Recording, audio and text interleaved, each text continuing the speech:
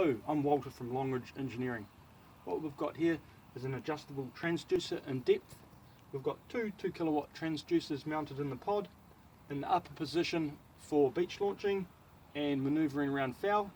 Our next position, the transducers are skimming 50 mils of fresh water off the hull, and our lowest position in virgin water for deep sounding in undisturbed water. Thank you for viewing our page.